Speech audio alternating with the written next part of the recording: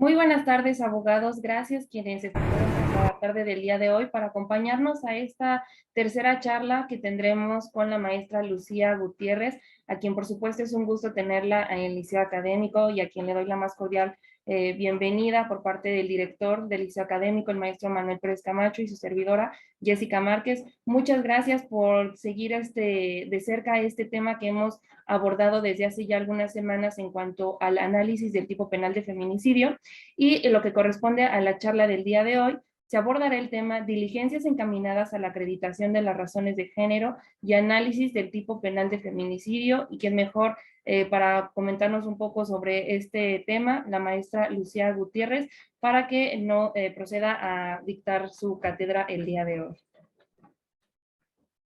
Bueno, pues antes que nada, muchas gracias a la maestra Lucía. La voy a habilitar. El día de hoy por cuestiones de trabajo, solo nos hablará de las diligencias encaminadas precisamente a satisfacer las razones de género. Maestra, puedes activar tu audio y estás anclada. Adelante, maestra. Bienvenida a tu casa. Gracias. ¿Me escuchan? Sí, maestra. Correcto. Bueno, pues es un gusto saludarnos la tarde del día de hoy. Como siempre, saludo con afecto a ti, doctor Manuel Camacho, también a ti, licenciada Jessica Márquez, a todos los que son parte del Liceo Académico, también a todos los que nos encontramos en la plataforma y a todos los que nos ven a través de Facebook. Estoy muy agradecida por todo su tiempo y como bien lo dice el maestro Manuel Camacho, quiero hacer primero del conocimiento de todos ustedes que esta tercera conferencia pues trataría, ¿no?, de dos temas a la vez, que serían las diligencias encaminadas a la acreditación de las razones de género, y la segunda parte era la del análisis de los elementos del tipo penal. Sin embargo, como es un tema, también esto de las diligencias es un tema amplio, pues vamos a partirla en dos. Haremos el día de hoy estas diligencias encaminadas y en la próxima, que previo acuerdo con el doctor Manuel Camacho, fijaríamos la fecha para ya concluir con este análisis de los elementos del tipo. Y bueno, para mí es grato que el día de hoy, además de compartir con ustedes el conocimiento y además también retroalimentarme de todos ustedes, pues el hecho de venir con ustedes y exponer todo lo que se hace, todo lo que se realiza para llegar a una efectiva investigación y hablar de lo que cada persona realiza dentro de esta investigación, de lo que todos los involucrados en esta investigación realizan y practican al momento de que se tiene conocimiento de la existencia de un delito de feminicidio o de una muerte violenta de mujer. Y pues bueno, tal vez el hecho de que exista una falta de credibilidad en las instituciones no nos ha permitido ver del todo esta labor del aparato de investigación que se echa a andar para dar con los responsables de este delito. Y pues también no podemos culpar a la sociedad de tener esta conceptualización de la intervención de las autoridades, puesto que hemos sido testigos también a través de los años. Históricamente el Estado mexicano se ha encontrado siempre en la crítica y en las responsabilidades por su falta de efectividad, tal vez en el momento de realizar su investigación, o también por omisiones dentro de la investigación. Máxime que esto pues obviamente se encuentra documentado en los pronunciamientos de la Corte Interamericana de Derechos Humanos, así como también de la Suprema Corte de Justicia de la Nación, pues estos pronunciamientos en sí han sido precisos en señalar esta actuación por parte de las autoridades investigadoras. Sin embargo, pues también hay que resaltar lo bueno, porque no todo en el camino es malo, y a mí me alegra poder plantear una opinión diferente de la que se tiene, de alguna manera dignificar la labor que se hace por todos los que intervienen dentro de esta investigación. Por supuesto que es una obligación por parte de las autoridades desempeñarse con lealtad, honestidad, objetividad, debida diligencia, respeto a derechos humanos, pero es preciso que esta actuación no sea solo por obligación, sino que también permeen este humanismo, esta empatía al momento de practicar esta investigación. Entonces, para entrar de lleno, vamos a abrir esta conferencia señalando que para la investigación de estos delitos en razón de género, pues los instrumentos internacionales, precisamente la Convención Interamericana para prevenir, sancionar y erradicar la violencia contra la mujer, mejor conocida como la Convención Belén do Pará, como lo hemos venido analizando en las conferencias previas, en su artículo 7º, pues establece que los estados partes deberán de incluir en su legislación interna las normas que sean necesarias para prevenir, sancionar, erradicar la violencia contra la mujer. Ahora bien, para poder llegar a esta parte donde se establece la sanción de esta conducta, pues es preciso realizar una efectiva investigación, una diligente investigación para poder en un momento determinado tocar el órgano jurisdiccional, el órgano encargado de la administración de justicia, para que sea este quien sancione. Por supuesto que para que un juez se pronuncie por una sanción se tiene que allegar de toda la información y los elementos probatorios que en el caso el Ministerio Público le va a proporcionar, porque de lo que se trata en este análisis es de que el juez se pronuncie por una condena y a su vez por una sanción. Entonces, la base de todo lo que se va a desenvolver en este proceso penal es la investigación inicial.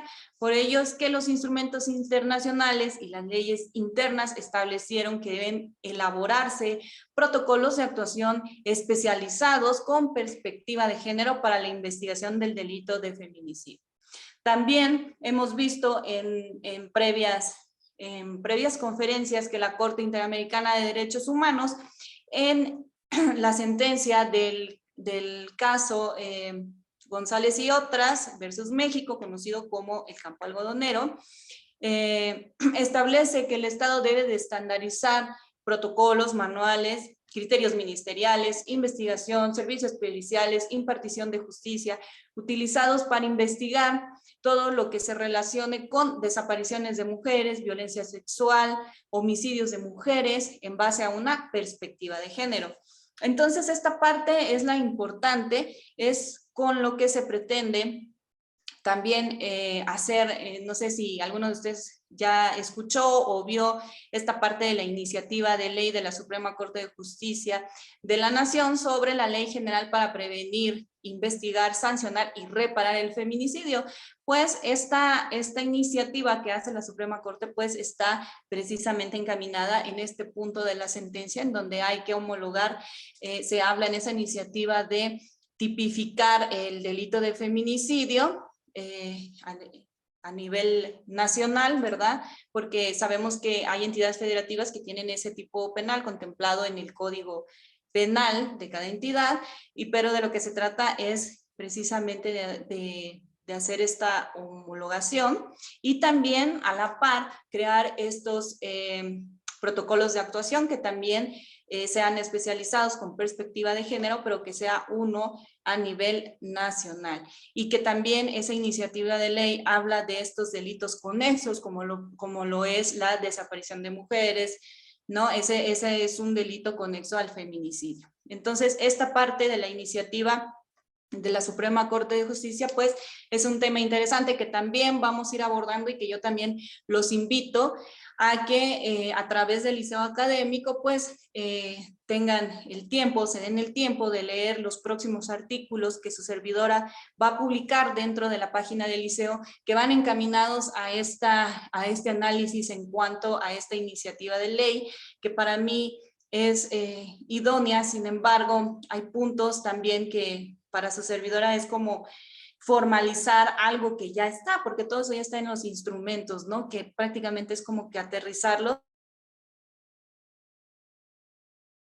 Partiendo de estos estándares fijados para la investigación de los delitos de muertes violentas, de mujeres y de feminicidio, pues tenemos que saber también que existen estos protocolos de actuación y que existe un protocolo de actuación que es el modelo de protocolo latinoamericano de investigación de las muertes violentas de mujeres por razón de género. Este fue emitido por la Oficina Regional para América Central del Alto Comisionado de las Naciones Unidas, con el apoyo también de ONU Mujeres.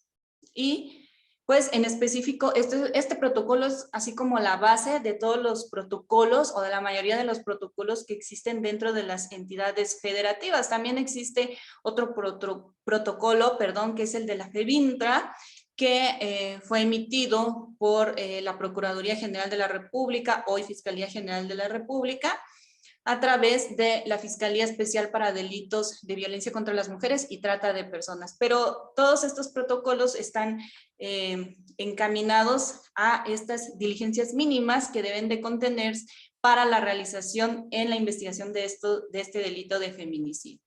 Y bueno, esta investigación a la que nos vamos a abocar en esta conferencia de forma general, debe de reunir ciertas características para poder lograr el objeto del proceso penal. Y estas características deben ser primeramente efectiva, debe de ser efectiva. Que esto quiere decir que va a producir una teoría del caso que sirva para presentar una acusación sólida, respaldada también por esta cuestión probatoria. También otra de las características es que sea lógica, que provea una explicación razonable de los hechos, su naturaleza delictiva, los eventuales responsables de este delito de feminicidio, y también esta debe de estar respaldada tanto por los elementos probatorios y la evidencia física recolectada. También otra de las características que debe de reunir esta investigación es que sea persuasiva, es decir, que va a lograr este convencimiento del juez a través de lo que se solicite. En el caso, esta investigación debe alcanzar estas 3 etapas del proceso. Debe de alcanzar una sustentación de una vinculación a proceso. También debe de alcanzar esta investigación elementos suficientes para que el Ministerio Público realice una formal acusación en contra de los responsables, y también debe de alcanzar a probar la plena responsabilidad del imputado. Esto en las diversas etapas del proceso penal. Para lograr lo anterior, va a depender de las actuaciones de las autoridades, desde que se tiene conocimiento del hecho, y para ello, para depender de estas autoridades, de las actuaciones de estas autoridades, se debe de realizar primeramente por parte del Ministerio Público, que es el que coordina la investigación, un plan metodológico de investigación. Y este plan metodológico va a contener componentes para su mayor efectividad, que es el elemento fáctico, el elemento jurídico y el probatorio. Y esto es como la teoría del caso, ¿no? Sabemos que el elemento fáctico, pues obviamente son las circunstancias de tiempo, modo, lugar en el cual se suscitaron los hechos, cómo ocurrió, quiénes intervinieron, qué hizo cada persona, qué elementos fueron utilizados, cuál fue este contexto en el que se suscitó el hecho.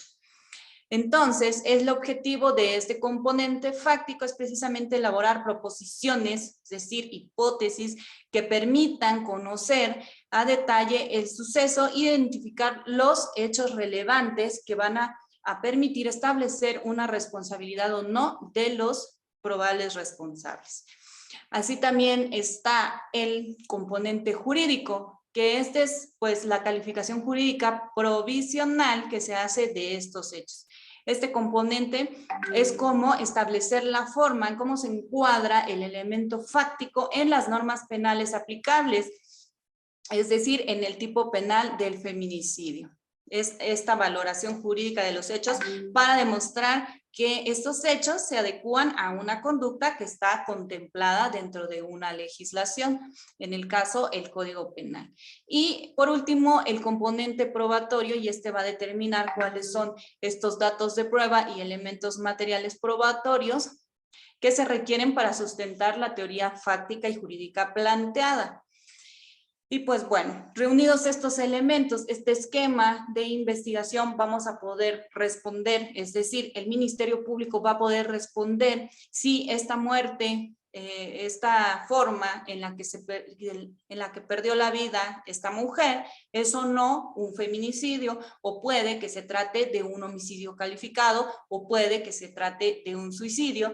También va a alcanzar a responder quién lo hizo, cómo lo hizo y cuál fue este contexto en el cual se realizaron estos hechos. Una vez de que se tiene clara esta cuestión de los componentes del plan de investigación, pues bueno, vamos a poder iniciar o llevar a cabo esta investigación, esta pesquisa. Y bueno, con independencia de que en un primer momento que se tiene conocimiento de una muerte de mujer, aún no sabemos si se trata o no de un feminicidio, se debe de iniciar una investigación incluyendo primero la perspectiva de género y actuar bajo los protocolos de actuación, estas diligencias mínimas, las cuales, cabe la aclaración, que no son limitativos, es decir, el hecho que venga ahí un catálogo, digamos, de diligencias a realizar, no quiere decir que sean esas las únicas que se van a realizar, dependerá del caso concreto. Y pues evidentemente las autoridades estamos en la obligación de seguir estos pasos, de observar estos pasos, puesto que están emanados de nuestra propia legislación, y positivamente una inobservancia a esto pues va a acarrear una responsabilidad en los servidores públicos.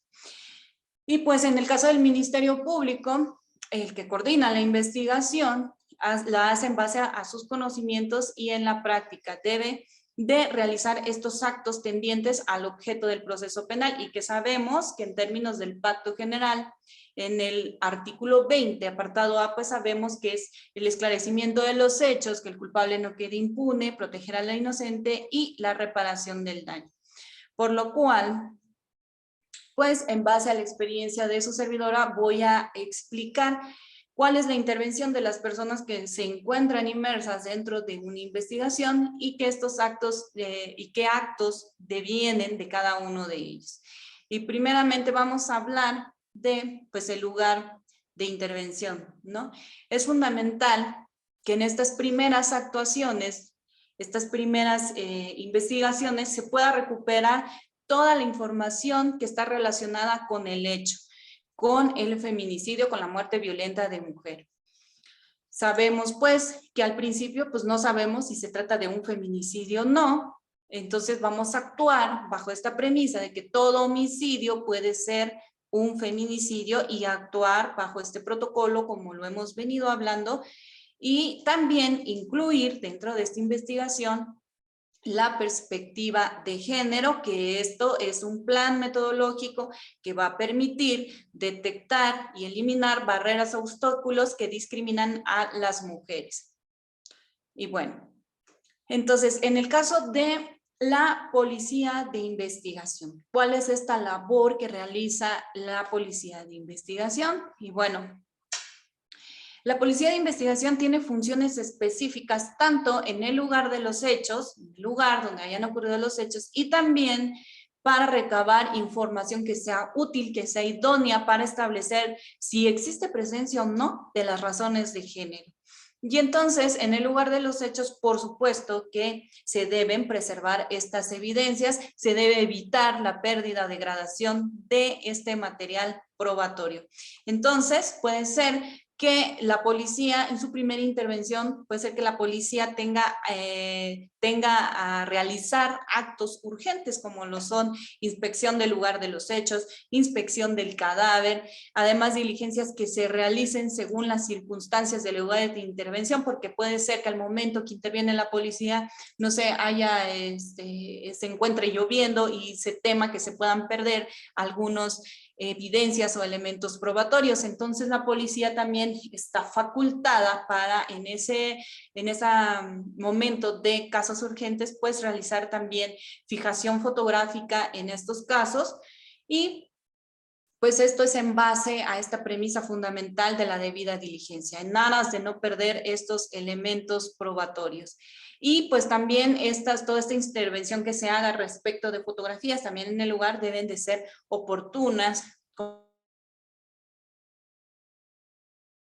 idónea, ¿verdad? Sabemos que el que tiene que hacer esta intervención en cuanto a la preservación de los indicios, localización y preservación de indicios, pues lo hace un experto en criminalística. Sin embargo, también la policía está facultada para estos actos urgentes, ¿verdad? También puede ser que acompañe sus diligencias con fotografías, eso también desde luego lo puede hacer, como lo son las inspecciones del lugar de los hechos, también las inspecciones del cadáver y fotografías que acompañen sus informes, ¿no? Esto también tiene la facultad la policía y debe de hacerlas acompañar también en estos informes que ellos realicen. También la intervención de la policía es importante para establecer este contexto en el cual sucedieron los hechos. La policía va a realizar entrevistas con perspectiva de género a todas las personas que se encuentren en el lugar de la investigación. Esto para ubicar de primera mano posibles testigos que hubieran presenciado el hecho. También va a identificar todas esas personas que hayan tenido algún tipo de relación con la víctima, es decir, pareja, madre, padre, amigos, conocidos, vecinos, ¿verdad? Las amigas, aquellas amigas o amigos íntimos que tuviera la víctima, de la que se conociera, que pudiera ser algo así como su confidente, que le contara todo, que le tuviera la confianza, ¿no? Estas entrevistas van a ir precisamente encaminadas a la acreditación de las razones de género, como lo vimos en la conferencia pasada, nos abocamos a hacer como desglose de las razones de género para que pudiéramos en la conferencia del día de hoy, pues ir tomando estas razones de género y ver cómo las íbamos a ir acreditando. Bueno, como un ejemplo, en la práctica hemos visto tal vez entrevistas, ¿verdad?, por parte de la Policía de Investigación, como muy escuetas, como muy generales, donde no te aportan tal vez algún dato que sea útil, idóneo, ¿verdad?, que te ayude al esclarecimiento de los hechos. Pues precisamente por eso, estas entrevistas que van a realizar los elementos de la Policía de Investigación van a ir con esta perspectiva de género que les permita indagar más allá de los datos, digamos, generales que pudiera dar el testigo, e ir fijando estas líneas de investigación. También estas entrevistas van a contener, como mínimo, van a obtener toda esta información pertinente en cuanto al esclarecimiento de los hechos. Va a identificar posibles sospechosos. ¿Cómo? Bueno, de las entrevistas que se realicen, bueno, tal vez la víctima tenía una pareja, pero esa pareja era casado, no sé, cuestiones así, que vayan como señalándonos una línea por la cual ir nosotros llevando el camino de la investigación. Y también la Policía de Investigación no va a emitir ninguna opinión respecto de todo lo que se pueda manifestar de los testigos, no va a estereotipar. Precisamente por eso son estas entrevistas con perspectiva de género, para pues poder obtener toda información útil que nos sea necesaria. También estas entrevistas van a poder identificar a la víctima, son de utilidad también para identificar a la víctima. Hay casos en los que no sabemos el nombre de la víctima, que puede ser en calidad de desconocida, y ya con esta investigación que hace la policía especializada, pues vamos a ir dando con datos que nos permitan conocer a la víctima, y de conocer a la víctima, conocer todos los vínculos afectivos, todas las circunstancias de contexto que se fueron dando previas al feminicidio. También con estas entrevistas se va a dar la ubicación del lugar del hecho, de la escena del hecho, los datos referentes al lugar donde fue cometido el hecho. También se van a establecer esta información de antecedentes y hechos relacionados al delito investigado. También vamos a ver con estas entrevistas que nos va a aportar, pues nos van a decir si la víctima se encontraba en un contexto de violencia o discriminación previa a la pérdida de la vida. Una vez que son obtenidas estas entrevistas por parte de la Policía de Investigación, que por supuesto primero las que se realicen en el lugar del hecho, y también la policía tiene esta temporalidad de poder seguir él su investigación y poder seguir recabando entrevistas después de haber intervenido en el lugar del hecho, es decir, durante todo el proceso de la investigación. Una vez obtenidas estas entrevistas, digamos como primeras intervenciones de la policía, también van ellos a realizar una búsqueda de cámaras de videovigilancia cercanas al lugar de los hechos o el lugar del hallazgo, ¿verdad? La policía va a hacer esta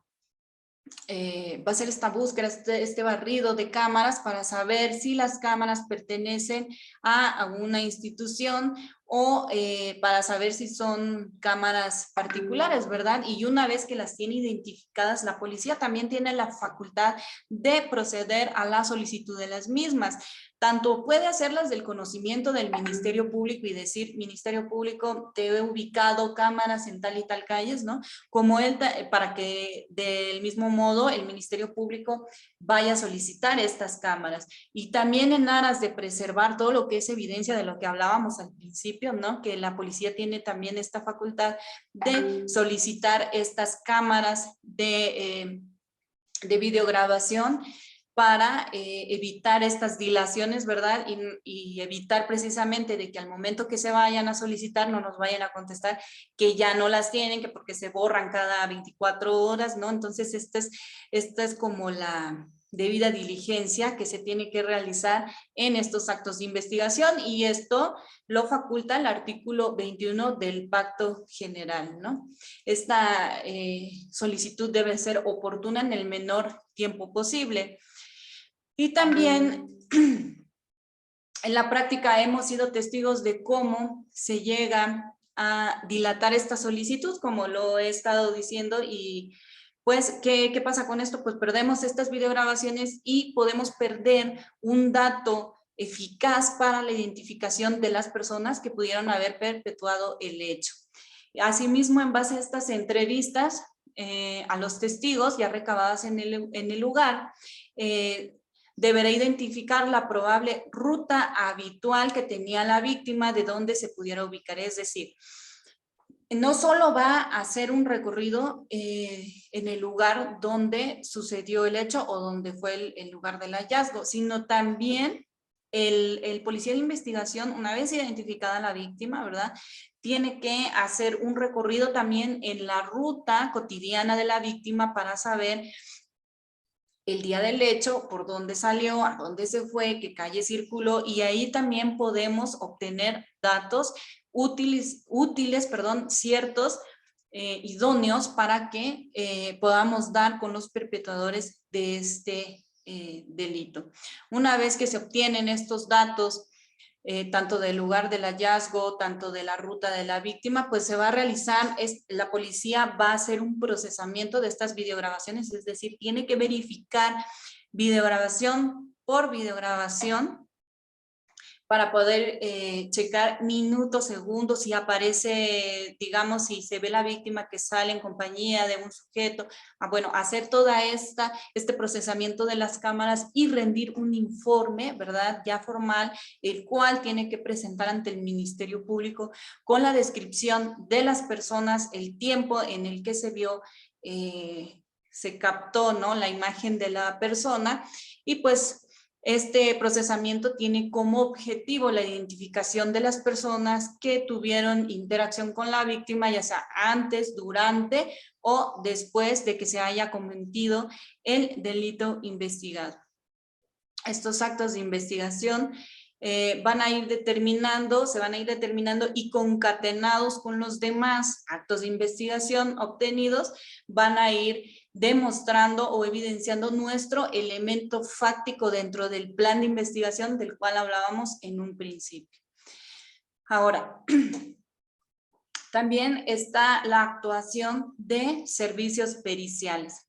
De servicios periciales también es muy importante la actuación del grupo de servicios periciales.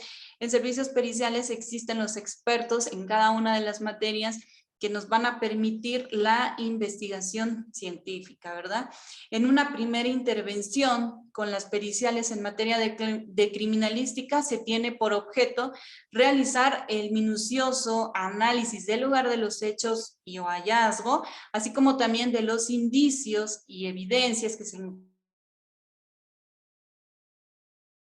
los datos relevantes que ayuden al esclarecimiento del hecho que se investiga.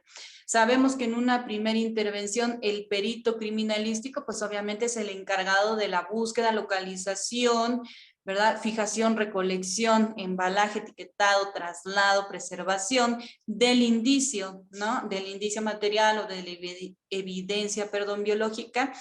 Y en este tipo de delito, el perito debe asegurarse de que además se debe seguir estos pasos, o sea, además de esta localización de indicios, también el perito, muy importante en esta investigación de delitos del feminicidio, va a describir, aparte, ¿no? Describir y fijar fotográficamente la posición de la víctima, es decir, la posición del cuerpo, cómo fue encontrado la víctima. También va a documentar fotográficamente las livideces visibles o ausencias de las mismas en el cuerpo de la víctima. Una parte muy importante también que debe de realizar el perito criminalístico es proteger las manos de las víctimas con bolsas de papel. Esto es para que en un momento posterior, cuando se haga el traslado del cuerpo a el servicio médico forense, donde se hace la necropsia, pues se recabe las muestras, el barrido de uñas, para poder nosotros después acreditar otra razón de género. Entonces, es importante que desde ese momento de la intervención del perito criminalístico se haga esta protección de las manos de la víctima con bolsas de papel. También hay que fijar fotográficamente y describir el estado de conservación de las prendas de vestir de la víctima. Esto es bien importante porque aunado o concatenado con los demás datos que puedan surgir, de los demás actos de investigación que puedan surgir, pues vamos a ir acreditando razones de género, esto en relación a estos mecanismos de defensa, perdón, que pudiera presentar la ropa de la víctima, es decir, si está rasgada la camisa, rota, los botones. Esto nos va a dar presencia o ausencia de forcejeo, lucha o defensa. También va a dictaminar si se cuenta con elementos suficientes, si el lugar de los hechos corresponde al lugar de los hechos o al lugar del hallazgo. Y en base a todos estos indicios y evidencias localizados en el mismo, va a ser una determinación en cuanto a la tipología del lugar, y también el perito va a establecer posibles rutas de acceso o de escape. Bueno, el perito criminalístico también deberá de realizar un estudio minucioso, como ya lo dijimos, en el cuerpo de la víctima, en las ropas, en el lugar de investigación. No solo lo va a hacer mediante su inspección ocular que pueda realizar o mediante sus sentidos, ¿no? A la observación, ¿no? Sino también va a emplear, si fuera necesario, las luces forenses en caso de ser necesario para un estudio exhaustivo. Bueno, estos protocolos de investigación en lo que hace a los delitos de feminicidio también prevén la participación de distintas ramas, como ya lo hemos manifestado, y una rama muy importante para la acreditación, ¿verdad?, de estas razones de género, o para la acreditación del feminicidio como tal, y actualizar alguna razón de género, pues es la medicina forense. Y la medicina forense es muy importante también, la función del médico legista en la investigación. Por lo tanto, al ser un trabajo en conjunto, el médico va a observar, ¿verdad?, antes de que el médico proceda a su intervención en la necropsia, él va a verificar que ya se haya hecho una fijación fotográfica documentada, ¿no?, de los indicios y evidencias que se encuentren sobre el cuerpo y en las ropas de la víctima, es decir, de lesiones que pudiera tener, con fotografía. Y las prendas, cómo iba vestida la víctima, si hay desgarros, o sea, eso el perito médico tiene que prever que esto ya esté realizado antes de intervenir a la necropsia de ley. También que se haya fijado las lesiones externas que presente el cuerpo de la víctima. Y como ya habíamos manifestado, que se haya realizado ya antes de la intervención el raspado de uñas y las muestras en el cuello y en el pecho de la víctima, que son tomas de muestras para verificar si existe muestra biológica para hacer un posterior análisis en los laboratorios de química o genética forense.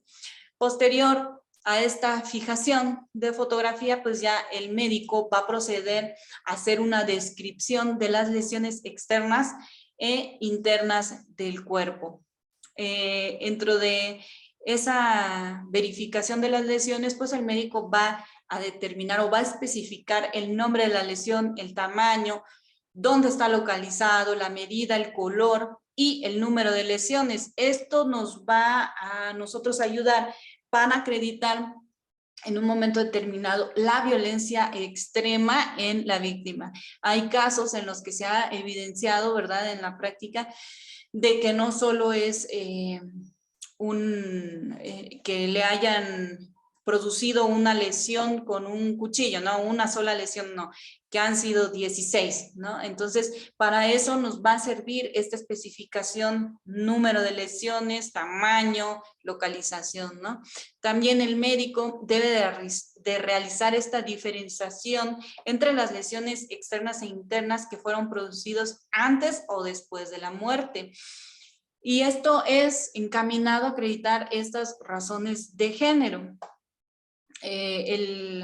Para acreditar razones de género en cuanto a fijar cuáles fueron estas circunstancias que le causaron la muerte y si existieron lesiones anterior o posterior a la muerte. Bueno, el médico también va a determinar en su dictamen si hubo algún signo de violencia sexual, si a la víctima se le infligieron lesiones o mutilaciones previas o posteriores y acreditar antecedentes de violencia. Esto de antecedentes de violencia es en cuanto a que hubieran lesiones anteriores a la muerte, ¿no? También es importante que el Ministerio Público sea juicioso en verificar que el dictamen del médico pues traiga esa parte, esos rubros, porque con eso vamos a acreditar las razones de género. También es importante que el médico vaya a determinar el cronotanato diagnóstico. Este va a permitir saber la hora prox, ¿no?, en la que sucedió la muerte, y en los casos que no se permitan establecer con certeza esta data de la muerte, pues el médico podrá hacer referencia a una ventana de muerte. La necropsia de ley, cuando el médico interviene en la realización de la necropsia de ley, es respecto a qué fue lo que causó la muerte. También la forma o modalidad en la que ocurrió la misma, y con ello ayuda también a verificar si fue un estrangulamiento, ¿no?, la modalidad de la muerte, el intervalo de la muerte, y también nos ayuda a la identidad o a confirmar la identidad de la víctima, si se trata de una mujer con tales rasgos, media filiación, por decir en los casos donde no está identificada la víctima, de edad aproximada, ¿no? También este dictamen médico es importante para ir acreditando estas circunstancias. También durante la realización de la necropsia se debe llevar a cabo de manera obligatoria también la recolección de las muestras biológicas, líquidos corporales, para realizar estudios toxicológicos, ¿no? Esto es fundamental en la muerte violenta de mujeres porque esto va a dar certeza al establecimiento de la causa o la modalidad de la muerte. También otra cosa que esta es muy importante, que va a determinar este médico legista, es establecer un cuadro clínico. Esto es el cuadro clínico probable que presentaba la víctima de acuerdo a la cuantificación de alcohol encontrado en su cuerpo. Esto es en cuanto a cuando ya se sacaron muestras en relación a sangre de la víctima, ¿no? Y que estas muestras se pasaron al departamento de química y estos resultados han dado positivo. El objeto de esta pericial es visibilizar y acreditar el estado de incomunicación, de indefensión o de mayor vulnerabilidad en el que la víctima se encontraba al momento de ser privada de la vida. Esta parte es muy importante, ser puntuales y decir que precisamente esta parte de solicitar este cuadro clínico es importante, toda vez que habla de incluir esta perspectiva del género al momento de que el servidor público, al momento de que el Ministerio Público ordena estas diligencias dentro de su investigación. Es muy usual que se giren estas periciales, es decir, la extracción de sangre, orina o algún tipo de fluido, y solicitar este examen toxicológico o toxicoetílico. Sin embargo, al momento en que el Ministerio Público obtiene estos resultados y en su caso son positivos, únicamente se quedan con este resultado, o incluso hay casos en los que hay quienes prefieren no invocar dentro de los datos de prueba, no ya para sustentar una vinculación, prefieren no invocarlo creyendo que esto va a generar o que se va a estereotipar a la víctima en el sentido de decir, hay quienes, ¿verdad? Y sabemos que así es, quienes manifiestan, ay, bueno, ella...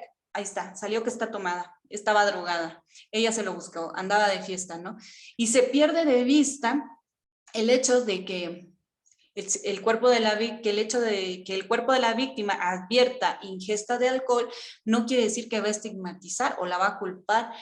Incluso esta ingesta pudo haber sido obligada, ¿no? Y además se pierde de vista que el resultado puede acreditar esta razón de género, que es la incomunicación. Entonces es bien importante esta parte de quitarnos estos estereotipos y hacer esta investigación completa con perspectiva de género para poder ir acreditando estas razones de género. Bueno, en esta pericial del cuadro clínico, pues, el médico legista va a hacer alusión a los efectos, por decirlo así, que tiene en el cuerpo la ingesta del alcohol. Pues obviamente por cada ingesta de alcohol se produce en el cuerpo de la víctima un resultado que va a reflejar en la conducta de la víctima, delimitando su voluntad, disminuyendo sus reflejos y la va a colocar en un estado de vulnerabilidad aún mayor. Y que ciertamente esto pues lo tenemos evidenciado, al menos en el estado de Chiapas, como una razón de género. También va a determinar la forma en que ocurrió la muerte. Todas estas periciales admiculadas, la intervención del perito criminalístico y del médico forense. Es decir, todas estas diligencias de las cuales hemos venido hablando se van a concatenar con otras posteriores que devienen de las primeras. Es decir, estas fueron como las primeras diligencias que se realizan y posterior, aún ya teniendo los resultados de estas primeras diligencias, pues se va a concatenar con otras dos que son muy importantes, y es la intervención del perito criminalístico en la segunda intervención y del médico forense. Ya en admiculadas van a determinar esta forma que ocurrió la muerte violenta, ¿no? Esta segunda intervención de los expertos criminalísticos es en cuanto a se ordene la mecánica de hechos que va a ir a la par de la mecánica de lesiones. Van de la mano de tal suerte que tienen que ser correspondientes, estableciendo estos una relación entre el elemento fáctico, es decir, la hipótesis que se planteó al principio, y concatenada con los elementos probatorios. Entonces tenemos que la mecánica de lesiones va a explicar esta forma en las que se produjeron las lesiones y la manera en la cual ocurrió esta pérdida de la vida. Para realizar la mecánica de lesiones, el experto va a tomar en cuenta el lugar y la posición en que fue encontrado el cuerpo de la víctima. Es decir, la criminalística, la primera intervención de los criminalísticos, la fijación fotográfica, la inspección policial que haya realizado los elementos de investigación, ¿no? También va a tomar en cuenta esta mecánica de lesiones, los resultados de los estudios de los laboratorios de química forense, genética y cualquier otro que se considere necesario, por ejemplo, el toxicológico y tóxico-etílico. Y también deberá tomar en cuenta cualquier otro indicio o evidencia, ¿no?, que se apoye con su dictamen. Al incluir todos estos dictámenes previos, ¿qué se está llevando a cabo? Una debida diligencia, estamos incorporando la perspectiva de género y también, pues, el estándar que en el caso de muertes de mujeres, pues, es la debida diligencia. También la criminalística ocupa una posición fundamental en determinar la forma en que ocurrió la muerte violenta. Esta segunda intervención de la que hablábamos de los expertos en criminalística tiene la finalidad para este segundo peritaje que se tome en cuenta también resultados del laboratorio químico forense de las muestras de la víctima, resultados científicos de manchas o de cualquier sustancia biológica que haya sido encontrada en la ropa de las víctimas y otros indicios y evidencias que se hayan encontrado en el lugar de intervención.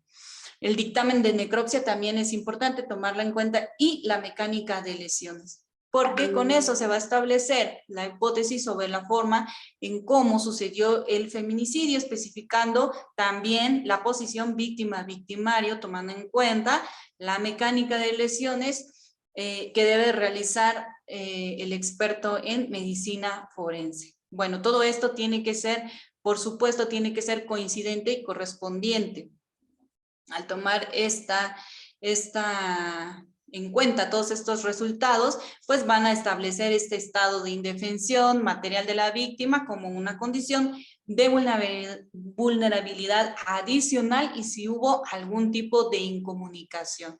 También respecto de los resultados de genética, respecto del raspado de uñas, pues se va a establecer o se va a explicar la presencia de signos de forcejeo, lucha o ausencia por un estado de presencia o ausencia de estos signos de defensa por ausencia de estado de intervención. Esta parte de la cual les hablo es bien importante puesto que a veces en la práctica nos podemos dar cuenta cuando, no sé, los que son abogados, litigantes, ¿no?, que han observado tal vez dentro de la integración de las carpetas de investigación que están se oficia, ¿no? Está oficio, servicios periciales oficio, y que realicen, no sé, criminalística de campo, necropsia de ley, mecánica de lesiones, mecánica de hechos, reconstrucción de hechos, ¿no? Pero todo así como una filita de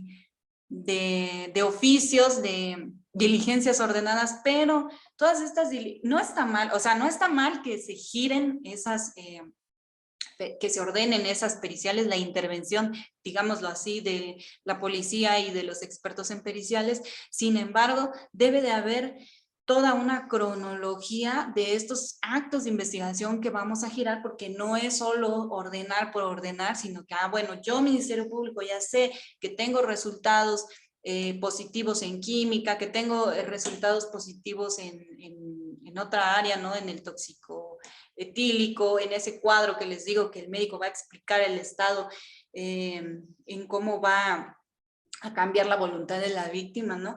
Bueno, entonces ya voy a solicitar yo una mecánica de hechos que va a explicar de manera amplia, tomando en consideración los resultados anteriores. Por eso les digo y les comento que esta parte es bien importante saber, el Ministerio Público tiene que tener bien claro, saber cuáles son estas diligencias y cuál es el paso número 1, paso número 2, paso número 3, porque no es ordenar solo por ordenar. Y bueno, en el caso de reconstrucción de hechos, pues esta reconstrucción de hechos es en los casos en los que fueran necesarios por considerarse pertinentes, se va a elaborar esta diligencia que va a implicar una aplicación de un método científico a través de la experimentación y que va a acreditarse a través de una recreación de la hipótesis que se planteó en la mecánica de hechos, ¿no? Por eso os digo, después de la mecánica de hechos, entonces vendría de ser pertinente, de ser necesaria esta reconstrucción de hechos, y pues va a tomar en cuenta que se debe de realizar precisamente en el lugar de los hechos, se debe documentar, ¿verdad? Fotográficamente diversos planos en secuencia, también debe de documentar, de basarse, o sea, toda esta reconstrucción de hechos también se va a basar de todas las constancias que consten dentro de la carpeta de investigación, o sea, de todas las diligencias que consten dentro de la carpeta de investigación para ir dictaminando esta reconstrucción de hechos, ¿no? Y bueno, en la parte de la química forense, ya se nos está terminando el tiempo y nos falta un poquito porque está amplio este tema es amplio. Bueno, vamos a avanzar con la química forense y vemos si nos da tiempo para lo demás o dejamos para concluir las últimas dos que vienen en la conferencia próxima. Entonces, hablábamos de la química forense. Bueno, la química forense es esencial para establecer si la víctima se encontraba intoxicada por cualquier tipo de sustancia previa a la muerte. En base a estos resultados se puede acreditar de manera científica el estado de indefensión y de incomunicación, como lo hemos venido hablando. Estos resultados también son en el lugar de los hechos, de lo que fue recabado en el lugar de los hechos, de lo que fue recabado en las prendas de la víctima, de lo que fue recabado sobre su cuerpo, porque recordemos que también se hizo una recolección de muestras en el cuello, en los senos de la víctima, ¿no? Estas primeras diligencias que fueron practicadas y pues bueno, en el raspado de uñas, ¿no? Y el objetivo es precisamente visibilizar y acreditar este estado de indefensión que se encontraba en el momento de la pérdida de la vida.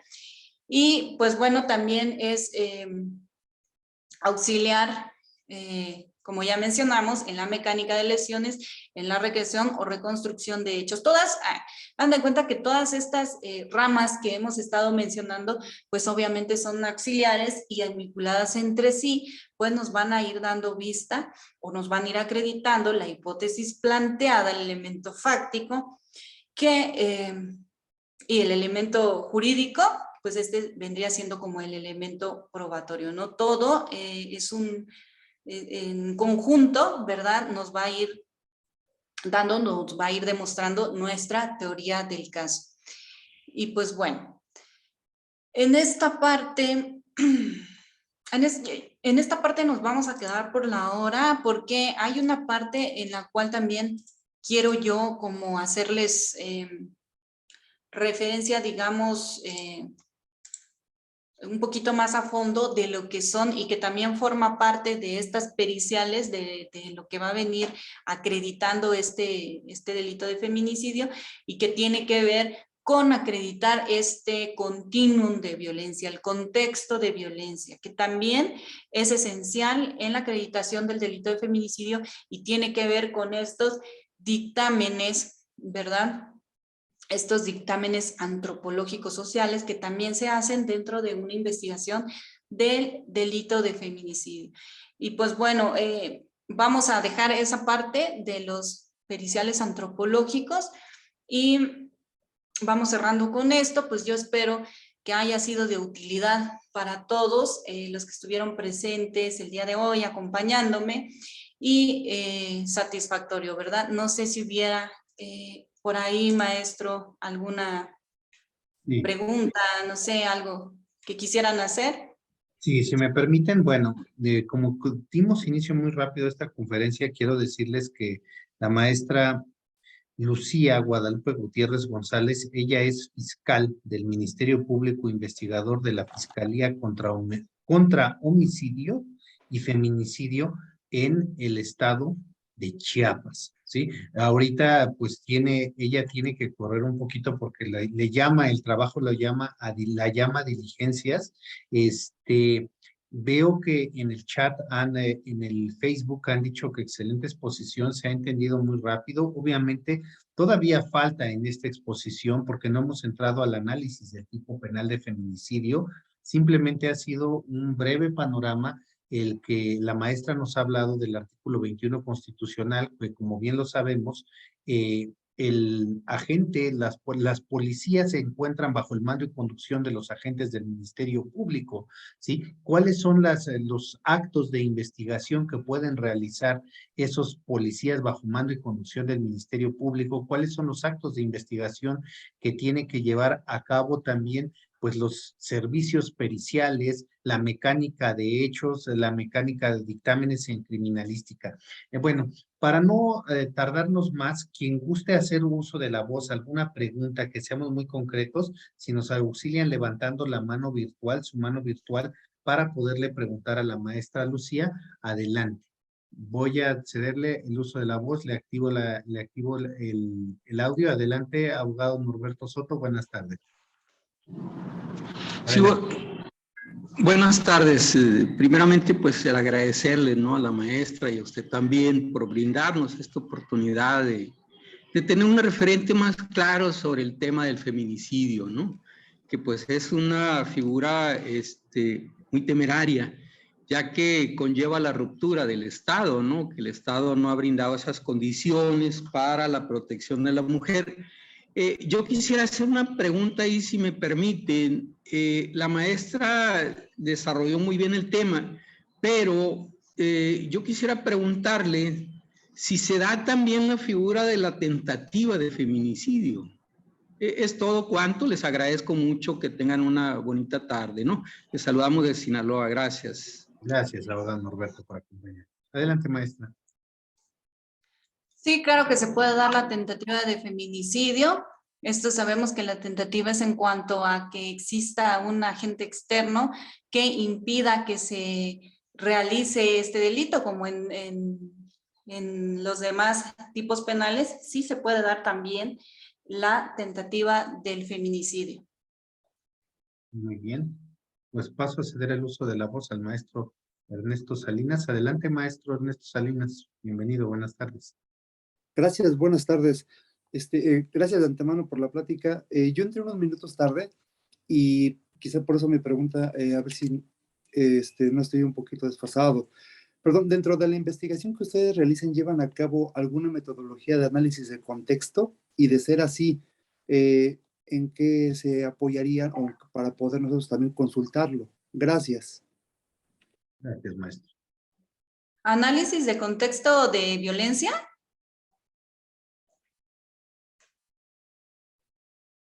A ver, maestro, adelante, a ver, puedes. Perdón. En Sí. general de la investigación criminal, puede ser el contexto propiamente de ella, pero de investigación criminal, ¿tienen algún manual o algo en que se apoye? Pues precisamente son estos protocolos de actuación. Hablábamos en un principio, dice que no estuvo, ¿verdad? En un principio. Manifestó que no estaba en un principio, ¿verdad? Sí, es manifestado. Adelante. Bueno, entonces hablábamos en un Sí, perdón. principio precisamente de estos protocolos, ¿verdad? Estos protocolos de actuación en donde se dan estas diligencias mínimas que pues nosotros como autoridades investigadoras seguimos, ¿no? Y es precisamente el modelo, por ahí les di el nombre, es el modelo de protocolo latinoamericano de investigación de las muertes violentas de mujeres por razones de género. Este protocolo es como digamos, el genérico, y por supuesto que habrán entidades federativas que hayan emitido algún protocolo de actuación por parte de su fiscalía, ¿no? O de la institución de procuración de justicia, en donde vienen marcados estas diligencias mínimas de las cuales yo les vine hablando en esta conferencia. Por ejemplo, en el estado de Chiapas, en el estado donde estoy, existe un protocolo de actuación para estos delitos precisamente de feminicidio, y en el cual por decir, nos hacen una enumeración o una explicación de estas diligencias mínimas. Por ahí en el grupo, no sé, Lick, si está usted en el grupo de feminicidio, voy a subir el nombre de los protocolos. También hay uno emitido por la FEBINTRA. Voy a poner los nombres ahí para que si gustan ustedes checar estos protocolos de actuación, ¿no? Y si tenga más amplio esta cuestión de los protocolos.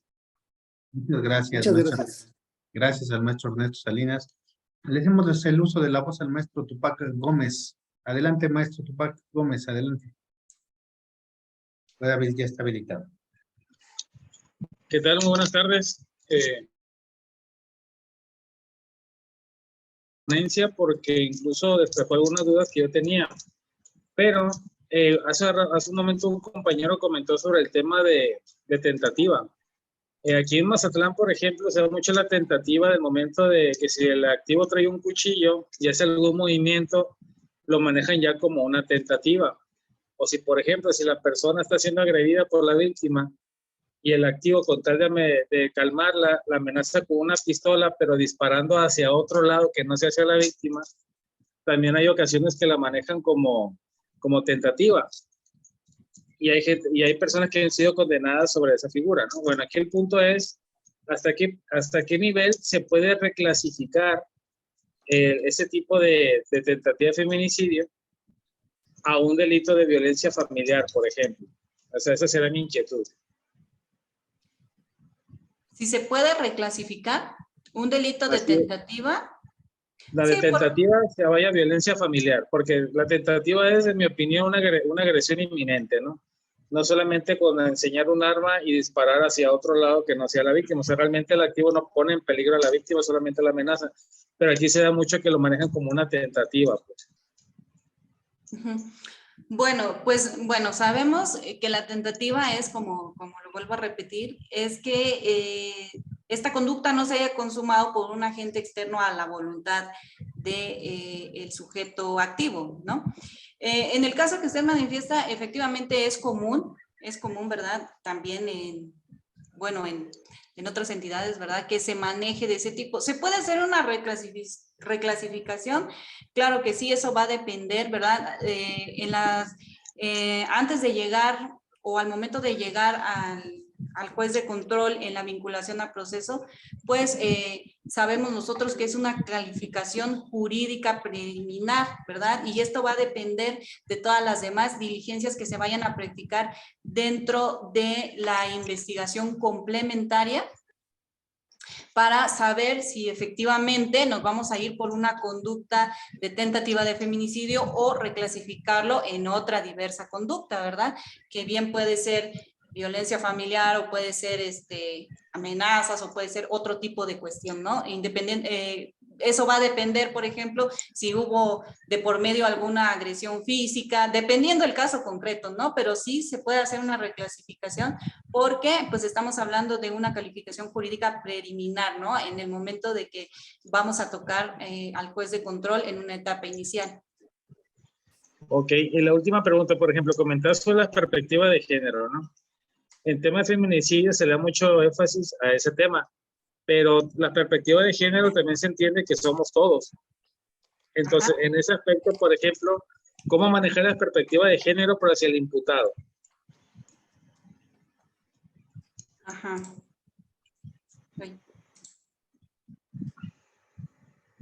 Bueno, la perspectiva de género no es, ¿cómo decir?, estigmatizar, ¿verdad?, al imputado, por decirlo así, que por ser hombre, ¿verdad?, tiene que ser el perpetrador del delito. Se tiene que analizar también todas estas circunstancias en relación al imputado, ¿verdad? Si es objetivamente las diligencias que se han practicado hasta el momento, si objetivamente van encaminadas hacia una responsabilidad de él, ¿verdad? O sea, como bien lo dices, esta perspectiva de género se debe de analizar en ambos contextos. Cuando hablamos de la víctima, pues obviamente es identificar todas estas circunstancias que la pudieron haber puesto en alguna circunstancia de vulnerabilidad o discriminación, y por parte del imputado, pues obviamente es ser objetivo en cuanto a ver si todas estas diligencias que se practicaron pues están encaminadas a una responsabilidad directa hacia él, o en su caso no, y determinarlo en ese sentido. Ok. Vamos a hacer el uso de la voz por el tiempo. Discúlpeme, maestro Tupac, pero vamos a hacer el uso de la voz al abogado Oscar Vázquez. Es que la MP te tiene que salir. Adelante, maestro Oscar Vázquez. Si no, maestro Tupac, por el chat, si nos hace favor. Adelante, maestro. Gracias, maestro. Maestra, buenas tardes. Buenas tardes. En relación, se habla mucho del tema de la violencia, del feminicidio ya desde el punto de vista de la pérdida de la vida. ¿Hay protocolos particularmente sobre la violencia feminicida cuando no se da el caso en donde hay pérdida de la vida por parte de una fémina o en el caso de la víctima? ¿Cómo? ¿Si existen protocolos? Sí, o sea, me queda claro que el tema de feminicidio pues es solamente la pérdida de la vida con condiciones previas a violencia y bueno, vejaciones, pero me parece que en la Ley General de Víctimas o de Violencia para prevenir la violencia contra las mujeres existe un concepto que se llama violencia feminicida. Para ese tipo de actos, y lo voy a decir muy tajantemente, para las operaciones en donde una mujer es víctima de violencia, ya sea feminicida, violencia familiar o lesiones graves, que en conjunto darían cuenta de todos los medios preparatorios o los antecedentes para poder, el siguiente paso sería el feminicidio. Pero ¿hay algún protocolo o procedimiento previo a estas circunstancias? Bueno, es que estamos hablando que la violencia feminicida es una modalidad de la violencia contra la mujer, ¿no? Sí. Ajá. El feminicidio pues se desprende precisamente de este contexto de violencia feminicida, ¿no? Que es precisamente esta privación de la vida de la mujer por el hecho de ser mujer, en donde se van a actualizar estas razones de género que van a evidenciar esta violencia extrema en contra de la mujer, y pues los protocolos, todo esto que hemos venido hablando, pues precisamente son estos protocolos para la investigación de este tipo de delitos, de feminicidio en específico. De muertes violentas de mujer, el protocolo modelo latinoamericano es un ejemplo de ellos, ¿no? El feminicidio se va a desprender de esta modalidad de la violencia, que es la violencia feminicida, ¿no? Bueno, no sé si quedó claro, maestro Oscar. Sí, o sea, mi pregunta justo va encaminada a ese momento. Para los protocolos de feminicidio existen los protocolos de feminicidio, pero en el caso particular de cuando existe estos previos a violencia feminicida, ese tipo de actos, vamos a llamarlo así, preparatorios del feminicidio, ¿también conllevan estos protocolos? O sea, ¿se utilizan los mismos en esta parte? ¿O no existen? Porque me parece que no. A lo mejor ese es el punto medular. Se investiga el feminicidio con la muerte de la víctima en razón del género, pero los momentos previos a esa circunstancia, como bien lo comentó el profesor anterior, lo que refieren es violencia familiar, lesiones graves, y lo sé porque tengo varias cosas así. O sea, no hay protocolos que analicen la estructura previa a el feminicidio, sino hasta el momento del feminicidio. Tal vez es adecuada mi pregunta. Pues a ver si le puedo contestar en esa parte, porque, bueno, más bien si me doy a explicar, ¿no? Miren, sí existen como tema particular del que estamos hablando los protocolos de investigación en delito de feminicidio. Obviamente que al momento de que se da esta figura del feminicidio hay otras situaciones de contexto que viene siendo, como usted lo refiere, la violencia familiar, tal vez contextos de violencia en el hogar y todo esto, ¿no? Bueno, Tal vez, y de hecho sí existen, solo que no tengo, digamos, el nombre específico, pero, por ejemplo, en materia de violencia hay protocolos de atención a víctimas de violencia. Sí existen, no tengo el nombre ahorita exacto, pero yo lo indago y con mucho gusto, si usted está en el grupo de feminicidios, lo subimos al grupo, ¿no? A ver si más o menos entendí esta parte de lo que usted me quería preguntar. Si existen, por decir, otros protocolos que puedan como prever esta situación de los demás delitos que se encuentran inmersos, por decirlo así, dentro del feminicidio, ¿no? Esa sería como la parte que usted me está diciendo. Entonces, me voy a indagar del nombre de estos protocolos, si hay en materia, por ejemplo, de violencia contra la mujer, de violencia familiar, también hay en cuestiones de menores, ¿verdad? Cuando hay violencia, cómo se deben tratar a los menores inmersos en violencia, y que también sabemos que una de los motivos o más bien que tiene que ver este feminicidio infantil, también es una parte que va inmersa al feminicidio y tiene que ver, ¿no? Entonces, yo con mucho gusto busco el nombre correcto para no errar, porque yo ahorita puedo decir o sea, el nombre completo, ¿verdad? Cómo es, pero yo lo subo al grupo, si está en el grupo de feminicidio, y con eso concluimos. ¿Nos haces favor de subirlo también, maestra, en el grupo del liceo? El maestro Oscar nos acompaña en el grupo del liceo. Ah, claro que sí. Bueno, muy bien. Cedemos el uso de la voz. Vamos a pedirles que seamos muy concretos porque tiene que ir la maestra, tiene que ir ya a atender diligencias. Adelante, abogado Rolando Vera. Le habilito, por favor. Está habilitado, abogado. Adelante. Aló, buenas noches, maestra. Mi pregunta es la siguiente. Usted ha manifestado que cuando se hace la recolección de elementos, se debería poner las manos en una bolsa de papel. ¿Cuál es la razón para que sea una bolsa de papel y no así de pronto en una bolsa plástica?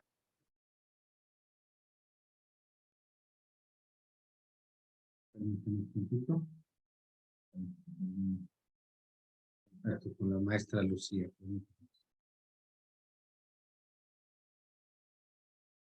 Sí, maestra, permíteme.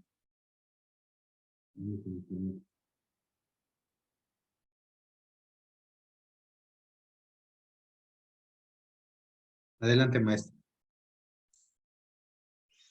Bueno, pues el tema es la preservación, ¿no? Es la preservación del elemento que se pueda encontrar en las uñas. Si ponemos una bolsa, digamos, plástica, ¿qué va a ocurrir? Que va a haber tal vez sudoración, y eso va a permitir que no se preserve adecuadamente esta parte en donde podemos encontrar evidencia biológica, ¿no? Ese es el motivo, ¿no? No es porque sea o por alguna otra razón, sino que así que el tema es la preservación del elemento.